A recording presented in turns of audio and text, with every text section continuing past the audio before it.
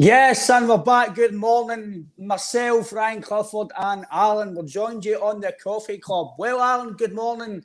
Glad to have you back on. I know it's in a bit of unworried territory for us still at the moment. These morning covers, mate, baggy eyes and no really bushy tails, mate. But all in all, mate, how are you? And glad to see you on this morning, mate. Aye, morning, my man. Aye. Great to be back on.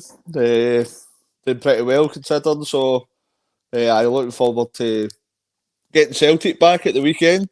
It's always that kind of time for, as much as we like kind of sometimes international football, you always want back to the kind of bread and butter, the team that we love. So I looking forward to the weekend, so getting excited for that. How are you, my man? I'm all good, mate. I'm just recovered for the weekend, mate. So a big coffee instead of the alcohol, mate. So I'm all good, mate. But like you say, I think that's a good way to start off the pod, mate, is obviously get Celtic back. Obviously, we love Scotland. We love Scotland doing well. Guys like McGregor playing, Scales has played, Johnson's played, Vickers a baby, America, Kyogo's going for Japan. So guys have had game time. Guys have played well. Probably good for us that McGregor didn't play a lot last night because he's probably a bit more fresher for the game on Sunday. So, but like you say, mate, looking forward to get Celtic back. Probably a good starting point would be, because I spoke before we came on, mate, about obviously guys come back for injury. Hopefully guys like Narovski's back soon. Tilio, still to see him. He's probably a forgotten man, mate. Maybe you chat with him, mate, to start off with, because people like, who is this boy? We've heard a lot of hype about him and he's no here, and people forgetting that we've got him here. So I know I think he's been doing a bit of pre-season himself because obviously come back to full fitness now. So hopefully by the end of maybe October or so, Alan, we can maybe see Tilio play. Aye, I myself and JP kind of touched upon it on Friday, I think, was it? Yeah. He's kind of going down the, not quite there, but going down the Daniel Arzani route. That he was coming in with all the potential. Thought he was going to be great, and he's not quite appeared. I know that Daniel Arzani got a more serious injury in his kind of first or second game with it. Ruled him out for, but I'm just hoping to see a bit of him. Because we can all kind of listen to the potential that the guy in the YouTube videos and that, but we need to see him kind of in the green and white hoops. We need to see him, what he's got, what he can offer us, what he can provide us going forward.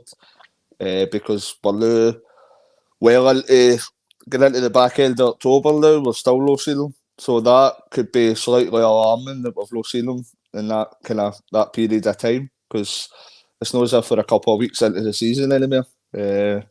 So, and I don't know if the press conference is at tomorrow or Friday, but I don't know if that'll give us a wee bit more kind of intel with regards to that. So you'd be hoping to hear if he's fully training and if he's available for squads from now on. Obviously, with that press conference as well, a lot of Celtic fans will be hanging on the words of Brendan to see if Maida's going to be fit, because that throws in another few questions if he's not going to be fit and available for an important game on Sunday. So I think the press conference upcoming, that'll kind of give us a lot of kind of information that going forward for the weekend. Yeah, mate, I think that's quite spot on what you've said there. In terms of obviously Tilio, Arzani did come with a lot of potential. I think was it his cruciate done or something like that? I don't know if it was something I think was really major it done anyway. It stop start and he just couldn't. Obviously get into a rhythm of game time, and just unfortunately that the hype didn't work out, and just shows you, Alan, as well, that injuries can happen. And for me, one of the guys that rings a bell with would be Denny Richter. I know he was kind of injured for Ajax, but he was a decent player for Ajax, played in the Champions League against Real Madrid and stuff, and he done well there. And when he played, he done well, sorry. Because he didn't play a lot, but he did play. And I was quite excited when he signed for Celtic. I was quite optimistic. This guy looks good. Come for Ajax. I think it was 3.5 million. Going about that bracket, and I'm thinking, right, he's quick, he's tricky, he's a good old-fashioned winger. And I can remember I was at his debut, I think it was Ross County, and then I think it was the first 45 minutes, I'm like, this boy looks a player. he's taking guys on, he's quick, and he get injured. And that was kind of the start of his Celtic career. And I don't like that sometimes, Alan, when people say, "Oh, he wasn't good enough." I'm like, you can't legislate for guys get injured. It's one of the ones. As much as we think, "Oh, he didn't play, he might not be good enough," but injuries can hamper guys. And another guy we can say who we can't say he's good enough yet or he's no would be Ideguchi.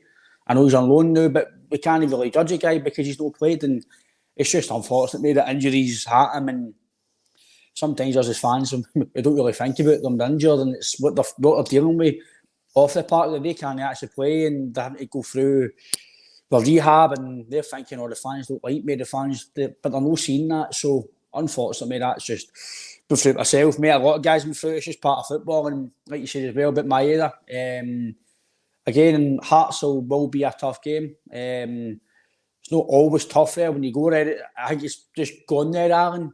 You think it's going to be tough because it's Tynecastle and the crowd and they're on you. But recently at Tynecastle we've been doing okay, mate. I think the game against them, I think was it. I think one of the last games I can remember, it was a really good game there. Was it 4-3 against them or 4-2, 4-3? Greg Taylor, my favourite player. He actually played well that day, actually, to be fair. That was a good game, actually, to be fair. But I'm sure that game was VAR was involved in that game. That was the first VAR game. It was a dodgy penalty. There was a hard ball we didn't get. I think the less we go at the better because we're going to a tangent again. But I think that's a good shout, Alan, on Maeda, because he's proven a bit. I know he's a bit of an enigma in terms of he might not be technical enough, he might not be this, might not be that, but he brings certain aspects to his game that I feel, mate, is needed in this team.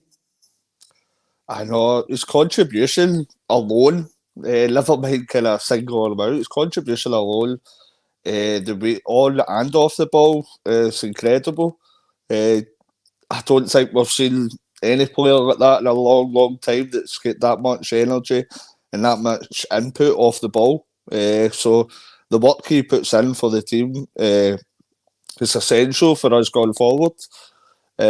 Because we can look at the kind of players like Kyogo put the goals away, Matt O'Reilly having fantastic games, Real Hutati with fantastic passing, but see the crux of it at the bottom of that, the fundamentals is the work ethic of the team, and that fundamental is definitely shown within Dyson Maeda.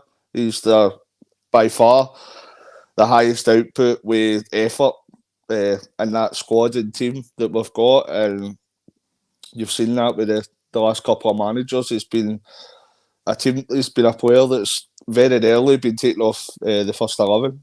So it doesn't, when you've got two kind of elite managers and Ange Postecoglou and Brendan Rodgers come in, and they're putting he's one of the first names in the team sheet, then I'm trusting in these guys that they think a hell of a lot of him. Obviously, Hearts. I think this is going to be a massive game. Because obviously we need to kind of keep our foot in the pedal, put it right to the floor, because we've got a 7-point advantage now, and we don't want to give any hope to Jean-Claude Van Damme across the city. So they're getting new management, so they're getting their usual, we're going to win everything now.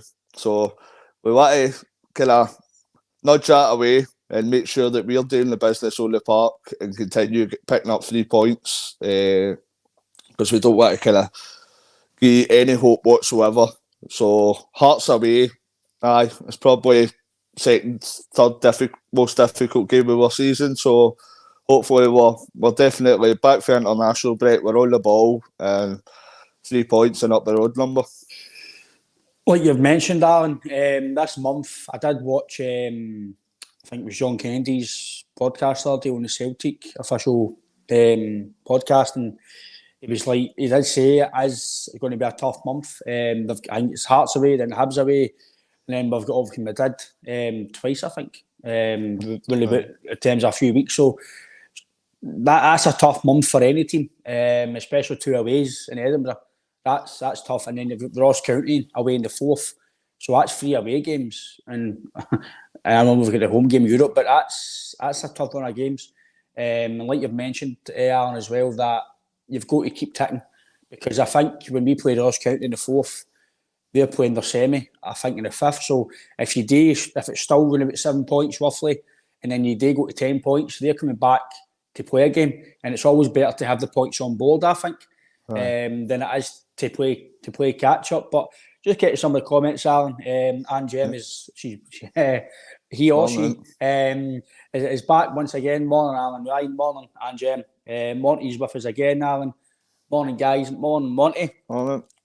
Punch says, morning, boys. Are you on tonight? Yes, we'll be back on tonight as well, Punch. Just a wee extra bit of content this morning to try and keep the coffee club going, Punch. But like I says, mate, the main topic of today,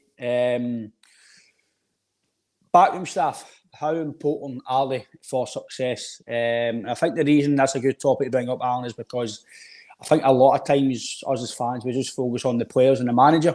I don't think we really see a lot about what the backroom staff do, in terms of Harry Cool, Gavin Stratton, and obviously John Kennedy, that are obviously helping Brendan Rodgers. I think one of the guys who did get a lot of stick was obviously what a lot of fans called him, was iPad Boy, Gavin Stratton. Funny at the time, but I think it was a bit, him and John Kennedy were kind of a bit of a, shall we call them, whipping boys off the fans, because obviously we weren't doing well, and I think that was just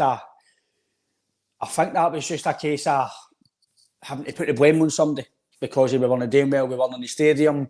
We had to just say, oh, it's his fault, and it was a collective. But I think overall, Alan, with Gavin Stratton, I know it was one of the ones when they first came in, is that because it's his Gordon Stratton's boy, and why is he here? He's come from Peterborough. What's his coaching manual like? What's his CV like? But obviously, Alan, he's got a very, very good knowledge of football, because Ange wouldn't have kept him, Rodgers wouldn't have kept him. So he's obviously very high up in their estimations. He's high up the board's estimations in the club and the shareholders and everybody else, because he wouldn't be here. And I think it's quite telling, Alan, that he's quite involved by the looks at it and what they're doing behind the scenes. Aye. I think with Gavin Stratton, obviously that came out when we were in a kind of a bad time during COVID. So there's obviously people that the fans will need to blame. We need to find a scapegoat. So, but it's just, if you've mentioned there, when Ange and Brendan have kept him and John Kennedy both on, that's going to speak volumes with kind of managers of that ilk that put their trust in these guys, because obviously they've got two different types of jobs, where you'd see kind of Kennedy's probably more hands-on, similar to maybe Cool, whereas it looks like Gavin Stratton's maybe collecting kind of, whether that be technical data, tactical data, etc. So they're all cogs in the machine that's playing a part. But I think it does speak volumes that these guys have been kept on. You see a lot with most managers that they'll bring in a full backroom side, that people they know.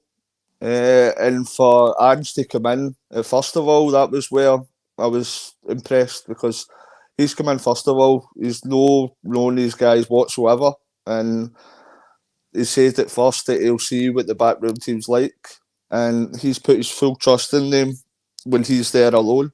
His full reputation's on the work that these guys are going to be doing for him.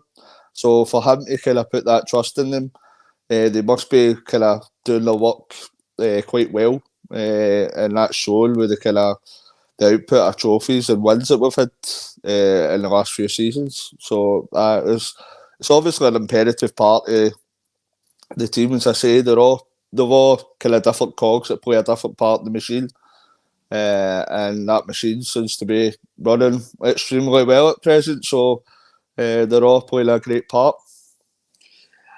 I think what you said there, Alan, spot on in terms of the winning machine. We've got a winning mentality behind the club in every capacity. Like you're saying, Hasbulla was talking in his presser, saying that he wants to instill a winning mentality into the team across the water. For me, if I'm a fan right away, I'm like, that's quite alarming, because that's him telling people that they've not got a winning mentality in the club. which is obviously it's telling and success-wise in terms of what they've done. But for me, I think that's quite alarming is that he's got to implement a winning team, but playing with Celtic or the team across the water, you've got to have that anyway. So that shouldn't have to be installed. That should be brought to the club by use a person and use a set of players. So I agree with you in terms of that, Alan, that Gavin Stratton's obviously got a massive role to play. And it's just unfortunate as fans we don't see what the role is in terms of the full capacity. But he's obviously got a massive role to play. Him and John Kennedy obviously been there before. That helps. I think that helps the cohesion, and I think it just helps the full setup, especially for new players come in as well, new manager set up as well. So I think again, I think we all said stuff during that season, mate, that we would love to take back. It's just frustrations, and we all probably said, get your iPad away, go and say something. Listen, we all said it. We can all say we didn't, but we probably all did. But again, he's obviously got a very good implementing what we're trying to do. Like he says, it could be the data side, it could be the analysis side. Whatever he's doing, it's working because we're still winning trophies and we're still qualifying for Europe. We're still keeping success. We're still breeding talent through in terms of selling guys on and bringing good players in. So whatever we're doing, mate, in that sense, and obviously John Kennedy, again, another. He's basically part of the furniture now. He's been here for a long time as a player now, assistant manager and coach and first team coach. He's been here for a long time, and again, he's another one that get a bit of stick. What's he here for? What does he do? He can't be good a coach. He's only here because he's obviously what happened in his career. And again, I think that's nonsense, Alan. I don't think he would be here if it wasn't a very highly respected young. Well, he's not really young, but in terms of coaching, he's maybe young in terms of retiring and then playing. But he wouldn't be at Celtic. I don't clubs like Celtic and even them across the water. You wouldn't employ guys at a certain age if you didn't think they were good enough to come in and help, because it's all right going and coaching junior teams, Alan, or amateur teams, but come to coach like Celtic, it's a massive level, and the standards you need to have every day to be a coach at that level for me, Alan, it's massive. And obviously John Kennedy's a massive part because Brendan's kept him on again as well. He's obviously stayed. There was talking about going to Spurs. I don't know how far that was ahead. There was rumours about maybe going to Hibs last year, a year before. Again, probably I'd imagine John might have that ambition to maybe potentially go further in his career as a manager, because he seems that type of, the way he talks, Alan, I think he knows the game inside out. He talks like a manager. He talks like he's got a bit about him. So I think he's another guy, Alan, that's, again, people are saying, oh, get him away, and why is he here? And I think with the success we brought to the club again when he's been here, I think it's quite noted as well, Alan, that he's still here. John Kennedy was one of his coaching careers came out against the face of adversity. Like, he was a great prospect, and I thought he was going to be a great defender for Celtic for years to come. When I first seen John Kennedy, but obviously the injuries has stopped his career. So he's had a big decision at that point to make, and he's made the decision to put all his effort and all his time into kind of coaching, and that seems to have worked out well for him. And as you say, if you get linked with kind of managerial jobs with Hibs and assistant manager jobs in the English Premier League, then there must be other people sitting taking note of how good a job he's doing, because you don't get the offers a lot. As you say, like Ange could do to Spurs, and Walton, he was the only one he wanted to take with him. I was thinking at the time that Ange went to Spurs that he would maybe look for his countryman, kind of Harry Kewell, to go with him, but there was no really a great deal of mention about that. It was more the John Kennedy thing that he wanted him as his assistant manager. So I think that speaks volumes about how highly regarded that John Kennedy is within kind of the club and within football. I do fully expect him that he will move on to a bigger job, a managerial job, at some point. Whether Celtic can put him in trust a permanent managerial job the years with us? That's another question for another day, but I do expect he'll want to go out and be a manager in his own sense, because he has been kind of a coach and an assistant for a long time. So I would expect he's got ambitions to be his own man and be his own manager. So it's basically we need to take advantage of the good training and good tactical work that he's doing at present at the club, and hopefully he's here for a long time to come. A wee question from YouTube from Plunge. I'll put that to yourself, mate, and I'll because it's quite a good question, because it's probably what people have probably asked before. When managers leave, most assistants go with them. What is it about John Kennedy that obviously the club and they think it's so special? Well, first of all, he must be a great coach. As I say, he coached under so many managers within his time at Celtic. There must be something there, because if there was a manager that seen that there was something he wasn't doing right, then he wouldn't be there. He wouldn't be in that position to start with. I think with Ange coming in as well, you've got to look at that he knows the club inside out as well. That I'm not saying that's a be all and end all, but it's important as well to know that the manager coming in, that there's people behind him that can tell him exactly what's expected when you're at Glasgow Celtic. So that kind of, I think it puts John Kennedy above everybody's his experience at Celtic. He's grew up within Celtic, and now he's went forward and took on coaching responsibilities. Even his games as interim manager as well.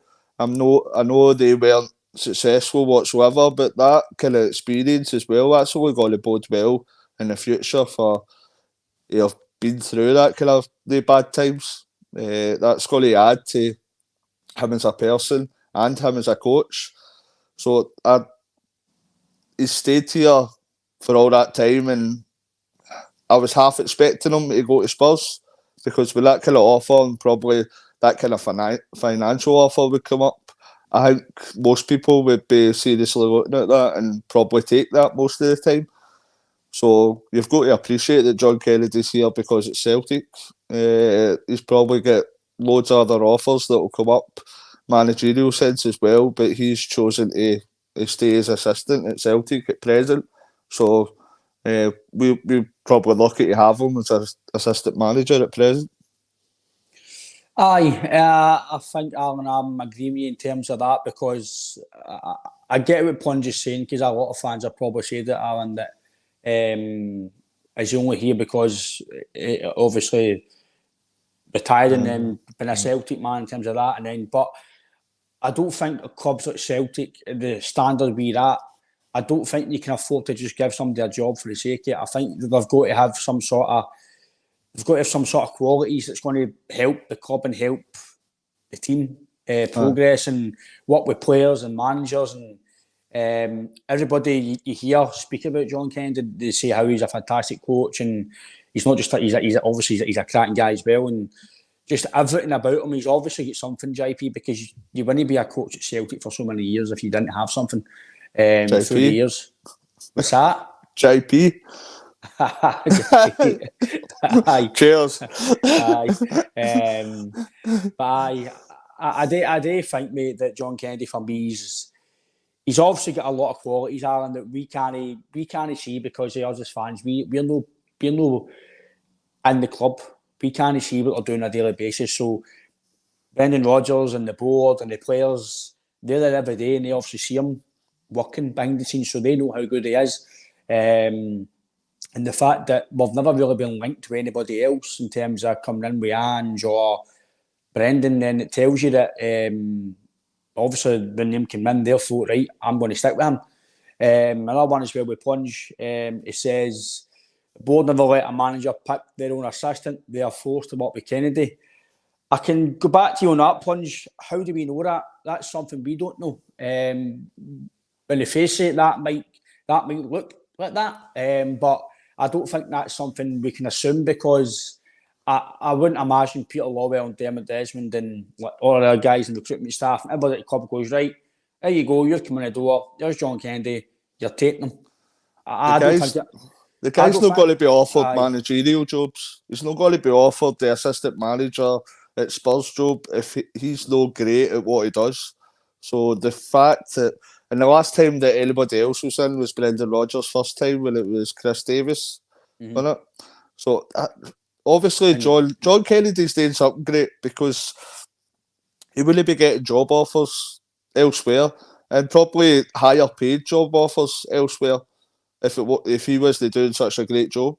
So I can see what Paul's is saying. I don't necessarily agree with what you're saying because I think at times past where he's only here because what's happened in the past. I think he's shown his worth time and time again recently. And I think at the minute, I don't think he'll leave immediately, but I can see in the next couple of years that he'll be away and he'll be a manager somewhere because when you look at it, see when there's a satin or a resignation in the SPL, he's one of the first guys that's linked with the jobs. When it was Hibs, Inverness, there's been a few places. So he's one of the higher regarded kind of coaches within our game.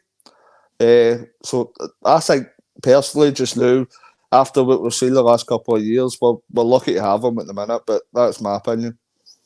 Another one from as well from Stranger Love Doctor. He says, I'd love Kennedy to go on and become a Celtic manager one day just for the story, just for like the fairy tale kind of story.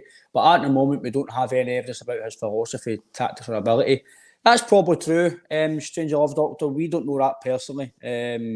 Us as fans, we don't see it ins and outs of the club and how involved he is with the tactics, how involved he is with everything that we're doing at the club. But I'd say, Aaron, that obviously Brendan likes his thoughts on football or likes the way he's want to help the club go forward because he's obviously an attack-minded coach or he's some sort of philosophy in terms of what you're trying to do as a club because I don't think he'd be part of what you're trying to do if his alignments of football didn't go with what the managers want to do.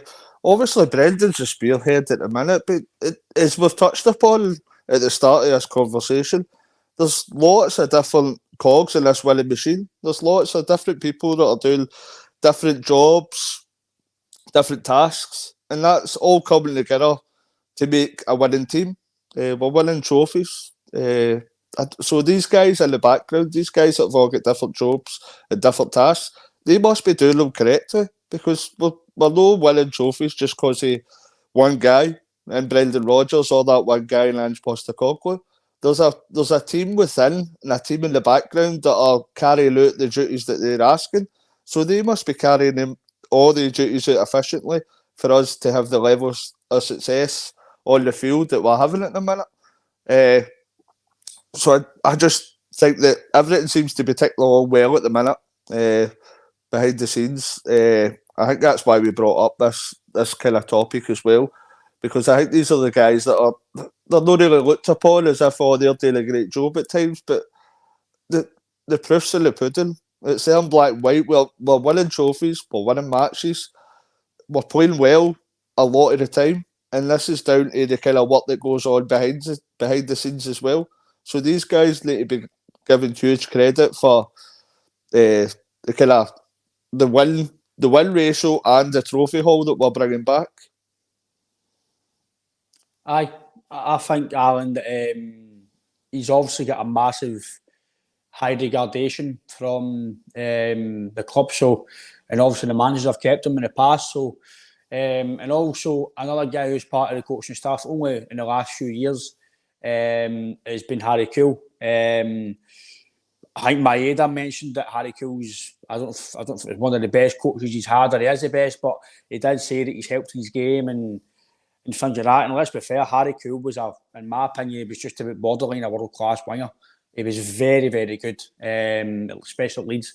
And then obviously Liverpool might not have been his greatest spell, but he did do well there in certain games. And But for Leeds, he was brilliant. He was a very dynamic, quick winger, and he did do very well for Leeds. So I think his background as well, obviously, I know management-wise, it's not worked out to maybe what he wanted in his career, but the fact that obviously Anne brought him in and he's obviously thought something of him. Obviously, again, he's not brought him in just because he's played with Leeds or he's Australian or whatever like that. He's brought him in because he's got some capacity to help Celtic, him especially at that time.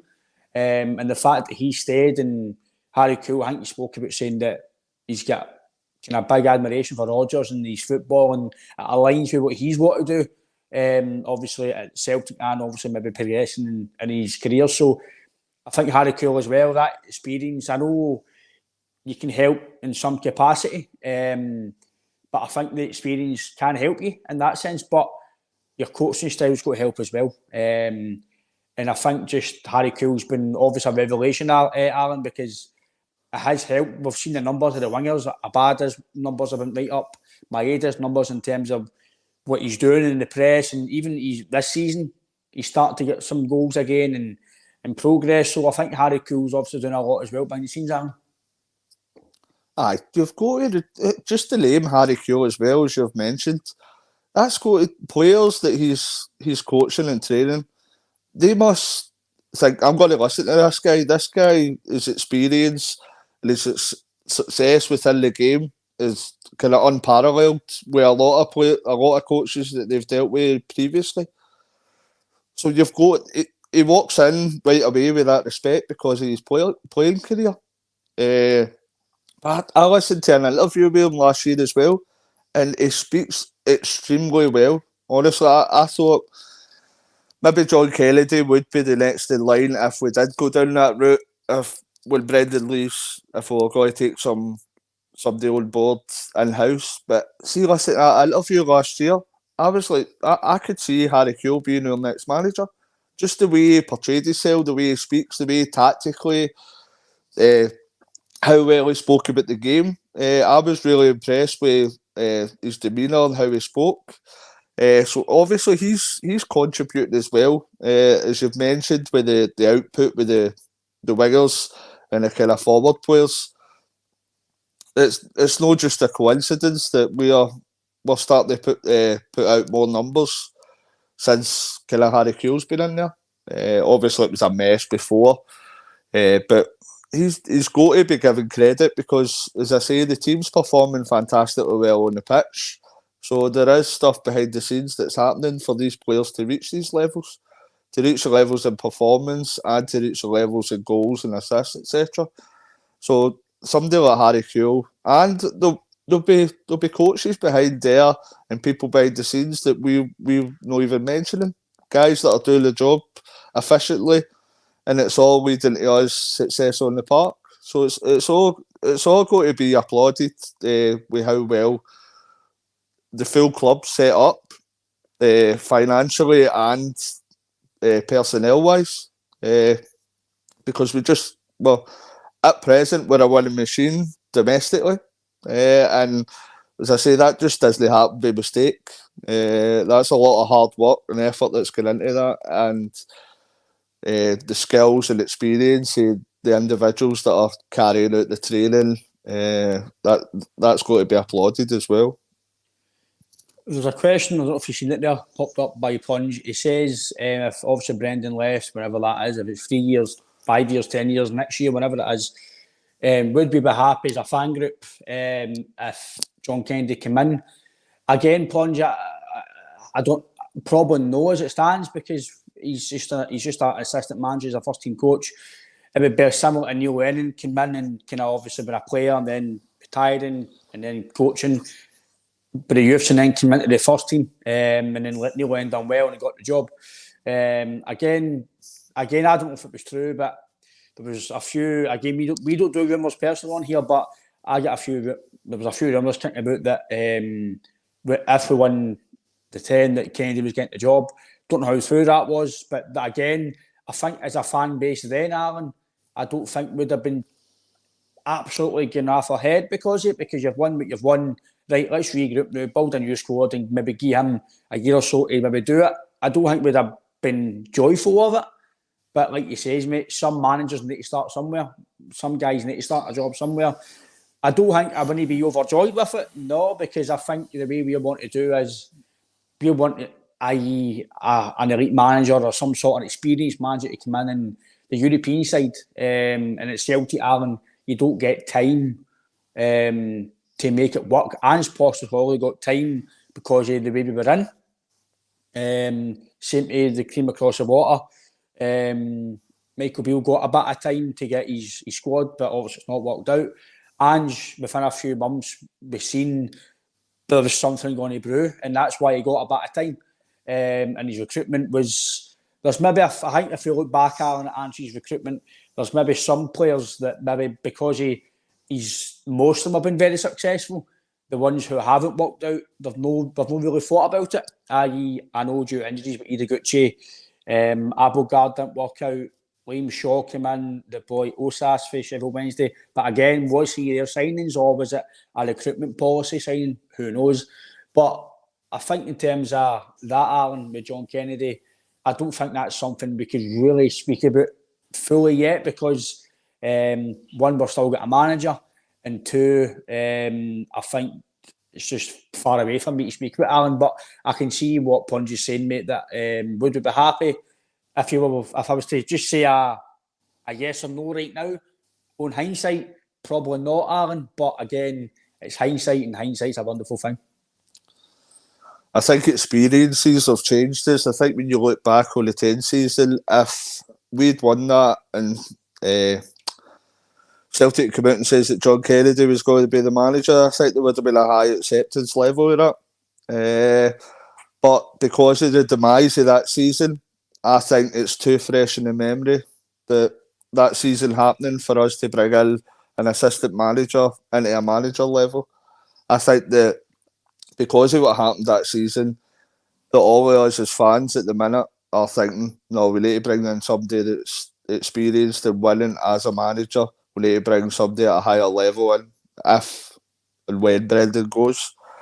But as I say, it can change in time. We could see more for John Kennedy, or we could see within the team changing. But I think John Kennedy's best opportunity of becoming a Celtic manager permanently would be to take a managerial job elsewhere.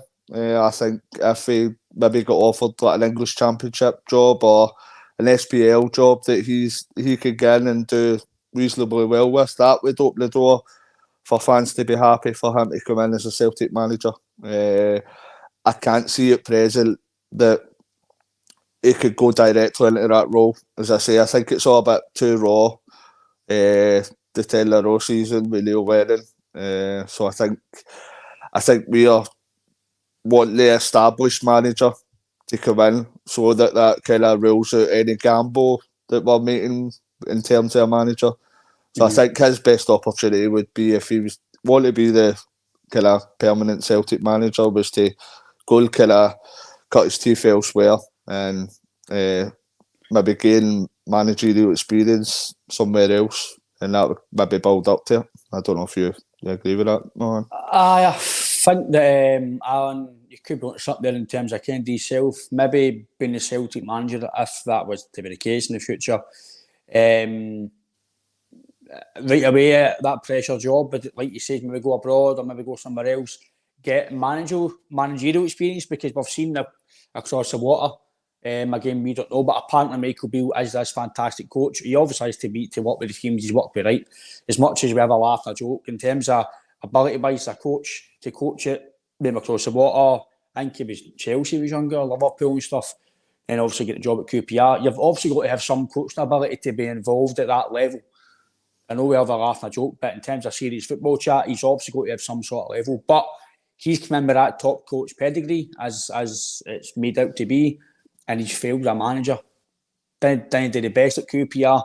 He's not done any infinite Rangers for them across the water. So just because you're a top coach or you've got all this pedigree as a coach, it doesn't mean you've got to be a good manager, because being a coach and a manager, yes, it's got transparencies, but it's a total different kettle of fish.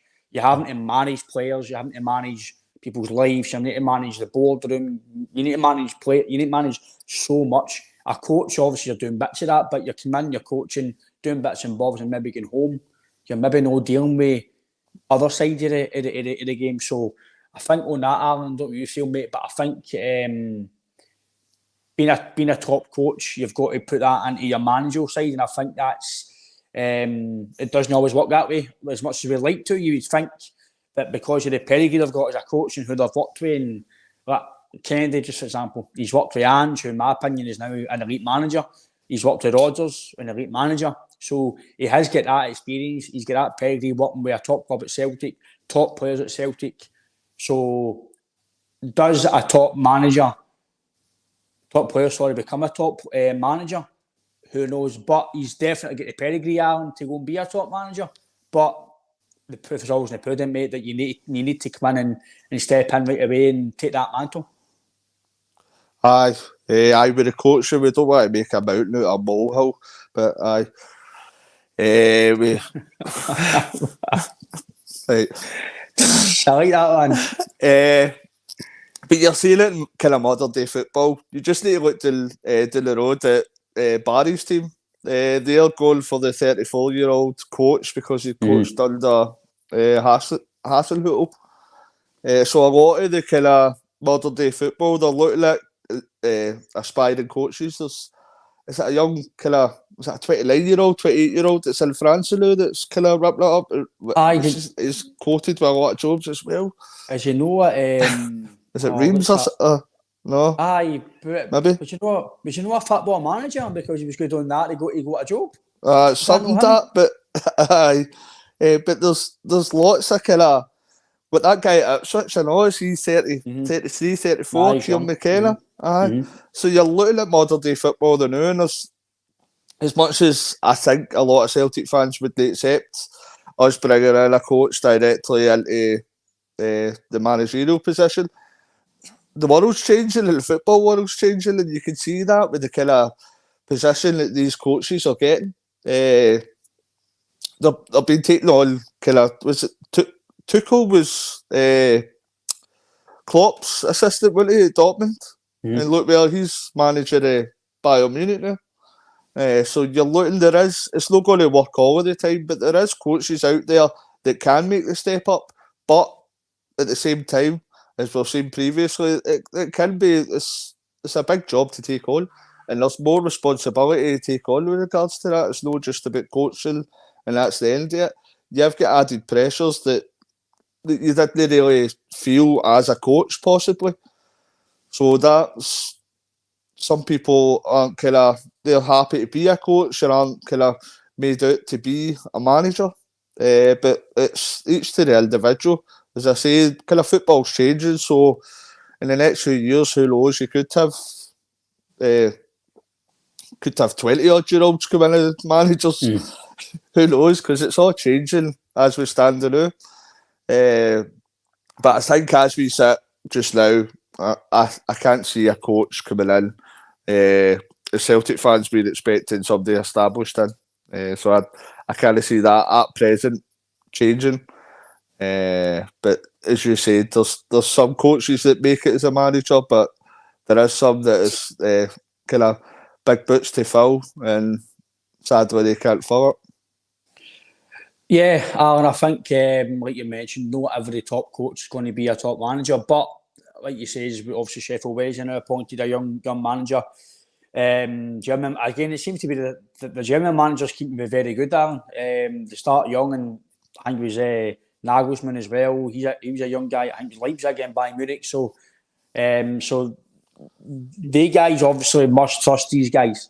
So then we've got to think, right, so can we maybe trust a young coach? But is it just a Scottish mentality? No, we want experience. And again, is it the way we're thinking wrong? Maybe we need to change our thinking to match modern day football. Who knows? But like you say, off Sheffield Wednesday appointed a young manager. I think he worked under Hansi Flick in Germany as well. So he's got a very good pedigree. I actually seen an interview of him, and he said that he's worked for like 10 years for this. He's planned for this, so he's ready to come in. It's not like he's just got thrown in the job. So again, that's a very good point. But young managers, Alan, that football changing and it's just modernising. Maybe the way we like it in some places. Some parts of the game, I think, are I think it's crazy some of the things we're moving forward in, but maybe in terms of that's the playing side, not the coaching side. But I think you're spot on, Alan, that you could have a massive pedigree as a coach, but maybe not make it as a manager. We've seen it everywhere, especially just recently, obviously, across the water. So that just shows you that you can be an amazing coach, but maybe not up to the standard of a manager. But obviously, as well, Alan, the last wee bit, mate, on the pod tonight, today, this morning, there you go, get mixed up. Obviously, guys, international duty, Mikey Johnson played as well, get some game time. I did speak to JP Bullet the other night. What's your thoughts on him as well? Liam Scales, again, we did see get a wee bit of not the best of time on Irish Twitter, saying he wasn't the best. So, but again, they two have played good bit of game time. I think Mikey Johnson get man of the match. I think, I don't know if it was official man of the match, but in terms of, I think the Irish man of the match, he get man of the match, player of the match. Kyogo scored. Matt O'Reilly was in the bench for Denmark. So again, he's been away with him getting that experience. McGregor, Vickers away playing. So there's loads of guys getting game time, mate, as well. So which is positive for the club. Obviously, but it looks like they're coming back fully fresh. There's been no injuries. You might find out today or tomorrow, Friday, that extent. But I think overall, I'm more the best. I don't like some guys going and playing international football as selfish because I don't want them getting injured and hampering us. But it's good for him, Alan, to go and get experience. And some of them are playing in the highest competitions and World Cups and Euros and stuff. So it's good for him to get that experience as well in game time. I know there was a lot of positives out with the international break. I think a major positive is Matt O'Reilly breaking into that squad. I know he didn't get any game time, but Denmark are quite, over the last few years, have been quite a successful kind of national side. They've done pretty well considering, and if he's breaking into that squad, there's obviously lots of international players there that he can pick up some good traits for as well. And just being in that environment, being in the senior national side of Denmark, that must boost his confidence as well. So that can only kind of bode well for us in future, that we've got a Matt O'Reilly that's getting into that international squad, and he's gaining the experience and confidence, more importantly, knowing that he's good enough to get into that squad. So I think that's a major help for us, that we'll have Matt O'Reilly on song. The confidence boost that can only give him to move forward in his career. Obviously, Mikey Johnson, he kind of divides opinion with a lot of Celtic fans. I think that's kind of an understatement to say that. But there's always been ability there. There's always been ability. He's been kind of unlucky with injuries as well. It's like most wingers that are inconsistent, so sometimes he was an easy scapegoat to get to. But I think there is ability there. It's just how Brendan can bring that out in him.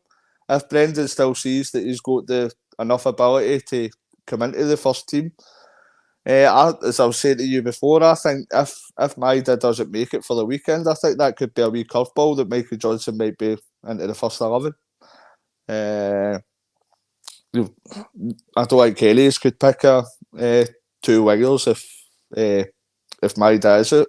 I think that's quite a difficult choice considering. I think Palmer possibly, but I'd say it's Yang. He's still early doors in his Celtic career, but he's no kind of set the head out of the light. So I could see that as a wee curveball, but it's good for all our international players to be getting that experience, because it's only going to bode well for us. These guys coming on kind of leaps and bounds, and as we spoke about Liam Scales, I don't know if he's maybe had an off night. I didn't see the game personally, but the feedback I was seeing for kind of Irish guys on Twitter that he wasn't the best on that particular night. And then you move on from there, that Kyogo scored, Hatate assisting that goal as well. So that's all kind of good things that's happening. I've not heard much about if Carter Vickers played or no. That's another member of the team that you're probably expecting after this international break is going to come back into the first 11. a lot more often. He was kind of in and out for a wee bit because of the just coming back for the injury. So hopefully he comes back unscathed, just like the other players. And we'll obviously find out tomorrow, Friday, if there is any kind of injury problems or injury worries regarding any of them. But aye, positive week overall in the international sense. I think in terms of obviously guys getting game time, Alan, like Mikey Johnson, that's good for him. Obviously playing international football again.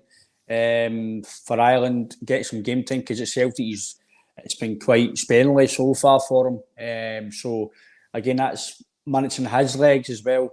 Again with Scales, didn't see the game either, mate. I was watching another game. So I didn't see that, but again, I did see a bit of backlash of Irish fans again, and they're just saying that we don't know.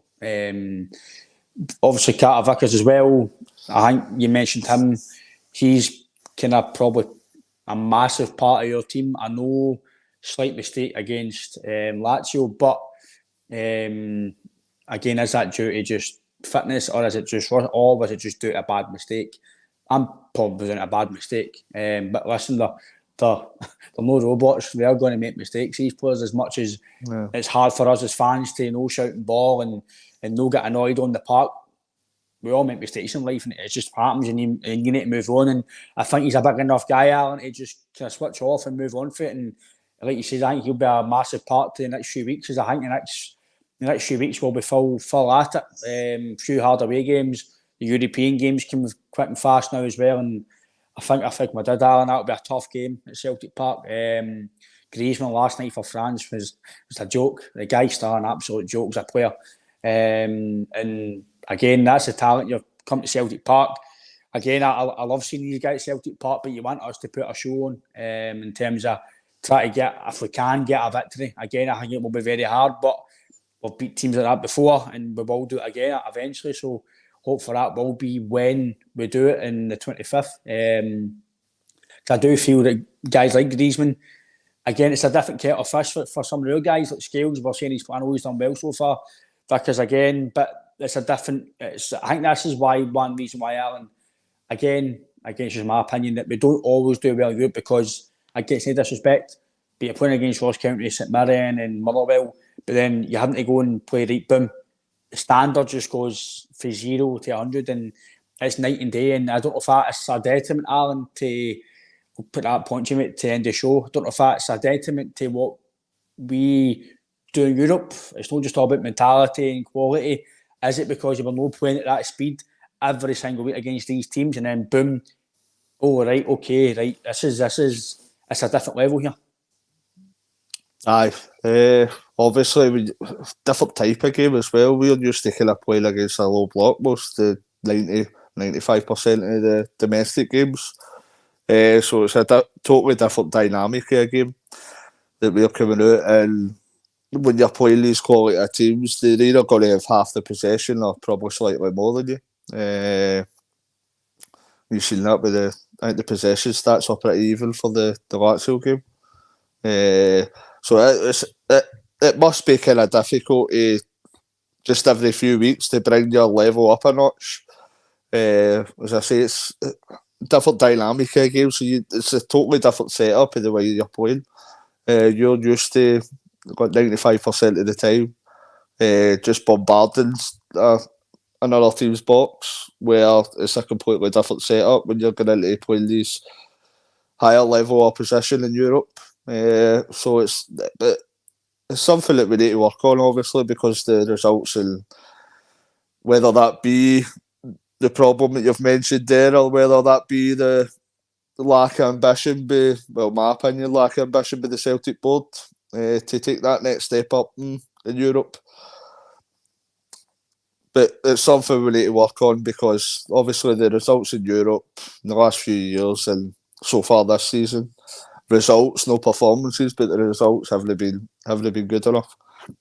So it's something that we need to look at, obviously, with what the issue is. I think Alan, you're spot on, mate. I think I agree with the Stranger Love Doctor as well. You can have talent, but if you don't work hard and you've not got that other things in the game, then you can't win football games. So I kind of agree. I think in Europe we need teams to really underperform, and us to be. I think we spoke about it last week with JP that we need to be on our game, and just unfortunate we can't be on a game every single game because just it's football, like it says, we are like Punchy as well. We have no get elite players, so that's quite a good question. I know it's a bit of a change of topic, but Michael Stewart says it last night and he's spot on. Me and JP did mention it the other day about Scotland, how these like your Walesies and Englands etc. Not really England, but your Wales and Irelands and all that, they used to have 2 or 3 quality players that could change a game. In Scotland, we've not really got that. We've got Tierney and Robertson and McGregor and stuff, but we've not got like a Gareth Bale, a Mbappe, a Griezmann, a Bellamy, guys who are top notch at that level. And I think that's maybe the same as Celtic. We've not got, I'm not saying Jota, but we've not got a Henrik Larsson in their team. I know we've got Kyogo, but we've not got a Larsson. Do you know what I mean? We've not got that sort of guy that puts the fighters up these European teams. But again, we could probably talk about that all day, Alan. I think the European topic, we could sit here for 10 years and talk we'll about get it. That, we'll get that tomorrow. We'll get that next week. But again, thanks everybody who listened to the podcast this morning. We did announce it this morning, so if anybody's not seen it, hopefully you'll tune in later on. We will be back on tonight. 8:30 usual time. So we will be back on as usual. If you have just watched the podcast or you do watch the podcast, you will know that we are sponsored by AB Entertainment. It's on the running bar as well. AB Entertainment is an entertainment business. It's Alex Beveridge. He normally is in the comments, but Alex will be working today. Alex, again, fantastic company. If you do want your entertainment business, then Alec is your man. Alec is your man. It caters for all purposes. If that's special birthdays, if it's bingo, karaoke, 40ths, any entertainment packages, Alex will sort you out. And if you do mention that you have watched the podcast and that's where you have seen his advertisement, then they will sort you out as well from a very good deal as well. To get a hold of him, you can get him on all social media platforms, be that TikTok, Instagram, Facebook, or contact us personally on the YouTube and our social media platforms, or you can contact the big number that's in the middle of your screen. It's AB Entertainment on his WhatsApp. It's 07845 746092. That's 07845 746092. And again, it's a fantastic company. We've seen it firsthand. So if you are looking for live entertainment, please get in touch with us and get in touch with Alex. He is really kind of starting to really motor now with his diary. So if you are looking for somebody for entertainment packages, then look no further than your man, Alex Beveridge. Again, Alan, it's been good to chat to you, mate. I know we have got some other things to mention, and that is the key rings and mugs, the merchandise. Here at the Celtic Unrestricted View, we are selling a bit of merchandise. They are going quite quick. We have got some left, but they are £5 for the mugs and it's £1.50 for the key rings. They're done in vinyl. There's a wee mugs there. I've actually got one here. I'll show you in a minute. That's the back or the front decor. I don't know what you call mugs these days. They're all different. But that's the logo, CUVP. And this is the key rings. That's the front, different front of that. And that is the back of that as well. But again, it's been good to chat, Alan. And that is the mug there. If anybody does want to see them. Very nice. One of the ones. Getting 10% off. You use code Ryan. One of the ones. But again, Alex, it's been good to chat. Some few wee comments, mate, before we end the show. Barry says, just about to watch us back on my drive. Brilliant. Barry, enjoy, mate. But again, Alex, good to chat to you, mate. I know it's been an early morning for us, an early rise. Plenty of caffeine on the go, but we'll be back tonight, nice and refreshed. But again, Alan, take care, mate, and hail, hail. Hail, hail. Thanks, guys.